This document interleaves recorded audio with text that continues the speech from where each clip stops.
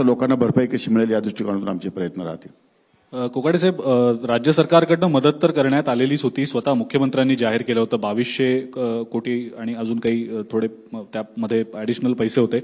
पण असं म्हटलं जातंय की हे पैसे आता तितकेसे पुरेसे नाहीत, कारण अनेक ठिकाणी मराठवाड्यामध्ये तर बऱ्याच भागांमध्ये अक्षरशः जमिनी सुद्धा खरडून गेलेल्या आहेत। त्यामुळे शेतकऱ्याला बळीराजाला पुन्हा उभं करण्याची गरज लागणार आहे आणि त्या अनुषंगानं सरकारी पातळीवरनं पण प्रयत्न सुरूच आहेत। स्वतः मुख्यमंत्री सुद्धा दिल्लीला गेले होते, पंतप्रधानांना भेटले, केंद्रीय गृहमंत्र्यांना भेटले आणि जास्तीत जास्त मदत करू असं आश्वासन दिलेलं आहे। पण आपल्याला नेमकं काय वाटतं, किती आणखी मदत लागू शकते, अजून किती मदत केली जाऊ शकते शेतकऱ्यांना? आता विश्व पंचनामे झाल्यानंतर जी काही फिगर येईल, जी यायची ती येईल, तेवढी रक्कम तर शासनाला द्यावीच लागेल, कारण शेवटी नुकसान तर शेतकऱ्यांचं झालेलंच आहे।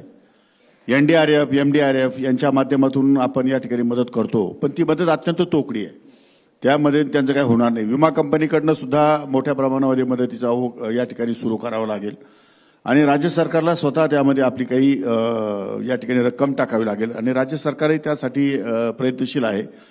2000 कोटी प्राथमिक स्वरूपामध्ये या ठिकाणी राज्य सरकारने वाटप केलेलं आहे। म्हणजे आमच्याकडे सध्या 8 दिवस खूप होतात, पंचनामे आले की तात्काळ लगेच पैसे आरटीजीएसने आणि त्या शेतकऱ्याच्या डायरेक्ट नावावरती ज्या ठिकाणी पैसे वर्ग होण्याची प्रक्रिया सुरू आहे जिल्हाधिकाऱ्यांच्या मार्फत, त्यामुळे पहिल्या वेळेस जी काही नुकसान झाली त्याची आपण या ठिकाणी काही ठिकाणी भरपाई केलेली आहे, काही ठिकाणी भरपाई सुरू आहे आणि पाऊस थांबत नाही, त्यामुळे काही वेळा पंचनाम्याची पण अडचण निर्माण होते। परंतु तरी सुद्धा जेवढी काही नुकसान होईल तेवढ्या नुकसानीला सरकार निश्चितपणे बांधील आहे आणि सरकार त्यासाठी प्रयत्न करेल।